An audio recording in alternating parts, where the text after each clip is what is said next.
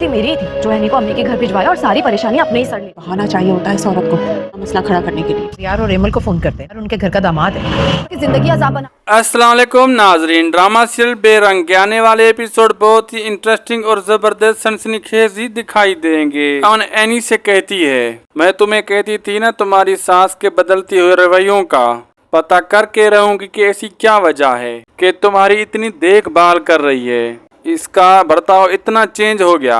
लेकिन जब उन्हें मैंने अपने मुंह से कहती हुए ये सुना डॉक्टर को, अगर मेरी बहू अगर मेरे पोते दोनों में किसी एक को बचाना हो तो आप मेरे पोते को बचाइएगा, तो मेरे पाँव से जमीन ही निकल गई कि ये इतनी मतलब परस्त औरत है, इसे तो सिर्फ और सिर्फ अपने खून की पड़ी है, तुम्हारी जान की कोई फिक्र ही नहीं है इस औरत को। जवाब में ऐनी कहती है, ये तो मैं भी जानती हूँ, इनका बदलता हुआ रवैया, इसके पीछे कोई न कोई साजिश जरूर होगी, लेकिन ये इस हद तक गिर सकती है इसका मुझे अब अंदाजा हुआ है। लेकिन तुम परेशान मत हो, जिंदगी और मौत अल्लाह के हाथ में, जो अल्लाह का फैसला होगा वही होगा।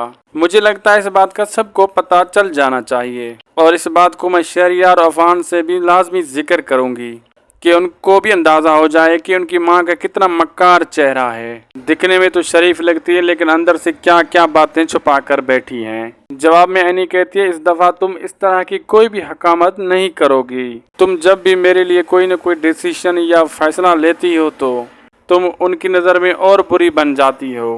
मैं जानती हूँ बहन होने के नाते तुम्हें मेरी फिक्र है, लेकिन मैं तुमसे कहना चाहती हूँ ये मेरा मामला मेरे अल्लाह पर छोड़ दो, जो होगा देखा जाएगा। जवाब में एनी कहती है कि ये चालाकियाँ और यही मकारियाँ मुझे इस वक्त इसी वजह से ये बिल्कुल भी पसंद नहीं है, और ना ही इनके साथ मेरी बनती है, और ये चाहती हैं कि मैं इनकी चापलूसी करती रहूं, हाँ में हाँ मिलाती रहूं, और तुम अच्छे से जानते हो मुझसे गलत बात कभी बर्दाश्त नहीं होती। वीडियो अच्छी लगी तो लाइक कीजिए, दोस्तों से शेयर कीजिए। अल्लाह हाफिज़।